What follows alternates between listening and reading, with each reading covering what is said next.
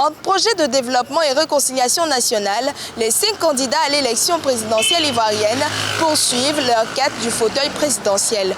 Bienvenue à tous dans votre journal de campagne sur Africa 24.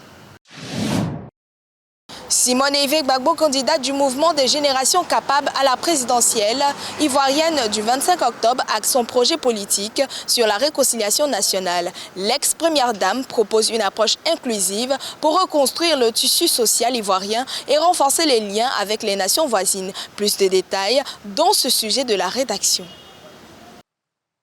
Candidate du mouvement des générations capables à l'élection présidentielle ivoirienne de 2025, Simone Eivin Gbagbo fait de la réconciliation nationale la pierre angulaire de son projet politique. L'ancienne première dame insiste sur la nécessité d'une paix durable, condition sine qua non du développement socio-économique. Pour elle, seule une réconciliation sincère et profonde entre les acteurs politiques, sociaux et communautaires, mais aussi entre la Côte d'Ivoire et ses voisins de la sous-région, peut garantir un avenir apaisé et prospère. Le premier pilier, c'est la réconciliation. Il faut que nous fassions la réconciliation entre nous, la réconciliation avec tous les États qui nous entourent. Première chose, la réconciliation, la vraie réconciliation. Deuxième chose, la transformation de nos mentalités. La transformation de nos mentalités qui va nous permettre de devenir des Africains, des Ivoiriens décomplexés. Portée par une vision de transformation sociale, Simone Gbagbo ambitionne de façonner un Ivoirien nouveau, enraciné dans ses valeurs, confiant en son identité et acteur du progrès. Son programme mise sur la refondation du système éducatif, l'encouragement de l'excellence et l'innovation. Elle entend ainsi préparer la jeunesse à relever les défis contemporains, tout en positionnant la Côte d'Ivoire comme un moteur d'idées et de solutions au sein du continent africain et sur la scène internationale. Troisièmement, la souveraineté. L'Afrique doit se recentrer, doit reconquérir sa souveraineté. Des Ivoiriens capables de proposer au reste de l'Afrique et au reste du monde des choses qui vont servir, qui vont permettre de tirer toute l'Afrique vers le haut. Enfin, la souveraineté nationale et continentale occupe une place centrale dans sa stratégie. Simone Gbagbo appelle à une Afrique affranchie des influences extérieures, faute de coopération régionale répensée. Elle plaide pour une réforme en profondeur de la CEDEAO afin qu'elle devienne un véritable levier d'intégration au service des peuples africains, capables de défendre leurs intérêts avec fermeté et indépendance dans un monde multipolaire. Alors que le réseau routier en Côte d'Ivoire fait face à plusieurs défis, l'axe routier Daloa-Issia de 57 km pour 57,8 milliards de francs CFA a été inauguré récemment. Cette infrastructure devrait réduire le temps de trajet de plus de 40% et améliorer la sécurité routière. Un sujet de Pauline Menka. Dans le cadre de sa politique ambitieuse d'investissement dans les infrastructures routières, le gouvernement ivoirien a franchi une nouvelle étape majeure avec l'inauguration officielle de la route Daloa-Issia, un axe stratégique du centre-ouest du pays. Le samedi 4 octobre 2025, le Premier ministre Robert Bekrey-Mombé a procédé à l'ouverture de cette route entièrement réhabilitée, longue de 57 km. Cela contribuera à renforcer les capacités de production de nos matières agricoles, de transformation, d'évacuation et d'échanges commerciaux entre nos différentes régions. C'est ça la volonté du président de la République, de faire en sorte que les régions s'interconnectent.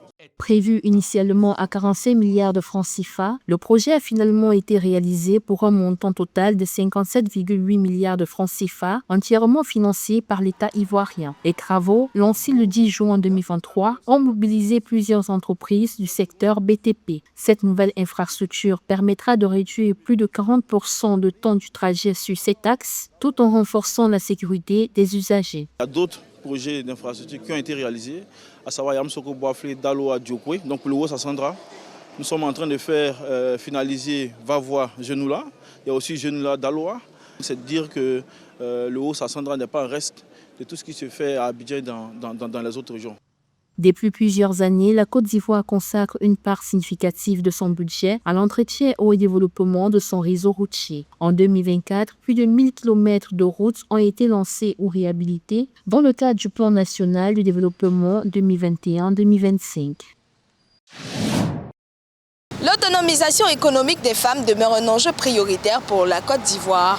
Des initiatives sont mises en place par le pays pour atteindre cet objectif. Élément de réponse dans cet élément de Stéphane Mafia. Dans le cadre du renforcement de l'autonomisation des femmes en Côte d'Ivoire, la première phase du programme Développement des initiatives et des capacités économiques féminines pour leur autonomisation, dit CFA, a été officiellement lancée le 19 septembre 2025 à Abidjan. Ce programme estimé à 28 milliards de francs CFA selon les autorités du pays, une réponse directe aux demandes et attentes exprimées par les femmes. Le Premier ministre Robert Beukri-Mambé salue notamment le rôle essentiel des femmes dans la sécurité alimentaire. Je voudrais vous féliciter pour la qualité de votre travail en vue de nourrir les Ivoiriens. La phase pilote du programme d'ICFA sera expérimentée dans 11 régions avant un déploiement progressif sur l'étendue du territoire. Le ministre de la Femme, de la Famille et de l'Enfant, Nassénéba Touré, souligne également l'importance de ce programme. Notre rôle était d'écouter ces voix. Nous les avons entendues. Notre devoir était de transmettre leurs aspirations. Nous les avons transmises. Elles attendaient une réponse de l'État de Côte d'Ivoire. Eh bien, chères femmes de Côte d'Ivoire, la réponse est là. Le programme de développement des initiatives et des capacités économiques féminines pour leur autonomisation, le DICEFA. Le gouvernement ivoirien ambitionne en outre de transformer durablement le secteur vivrier en s'appuyant sur le leadership féminin à travers le programme d'ICFA, en soutenant 200 entreprises innovantes de 10 000 coopératives et en investissant dans 20 centres modernes de transformation. Le chiffre d'affaires collectif visé 50 milliards de francs CFA par an. Située dans la région des lacs au centre de la Côte d'Ivoire, la ville de Yamoussoukro s'affirme comme un véritable symbole national. Ville natale du président Feu Félix Houphouët-Boigny, elle allie histoire et modernité. Ses larges avenues et ses espaces boisés témoignent d'un urbanisme unique en Afrique de l'Ouest. Immersion dans la cité de la paix dans ce reportage. Yamoussoukro, familièrement appelée Yakro, est la capitale politique de la Côte d'Ivoire depuis 1983. Village natal de Félix Houphouët-Boigny, elle compte 372 559 habitants en 2021. Située au centre du pays, dans la région des lacs et à 248 km d'Abidjan, la ville se distingue par un plan d'urbanisme personnalisé. Ses larges avenues bordées d'arbres, ses bas-côtés engazonnés en font un exemple unique d'aménagement urbain en Afrique de l'Ouest. L'alliance entre modernité, patrimoine et position stratégique confère à Yamoussoukro un caractère monumental et symbolique pour le pays. Nous avons eu recours à un bureau d'études nationales, le BNET, pour élaborer un plan stratégique de développement local sur les 30 prochaines années pour Yamoussoukro. Construire une ville, diriger une ville, bien évidemment, se fait à travers un plan stratégique, une projection. Et à partir de ce moment-là, nous pourrons dérouler donc, sur les prochaines années ce plan stratégique de développement de la ville de Yamoussoukro. Traversée par les rivières Marawe et Inzi, la ville bénéficie de reliefs plats et de savanes arborées qui la rendent propice au développement urbain et touristique. Son atmosphère parfois qualifiée de capitale fantôme laisse pourtant transparaître l'héritage historique et l'ambiance moderniste qui ont guidé son aménagement.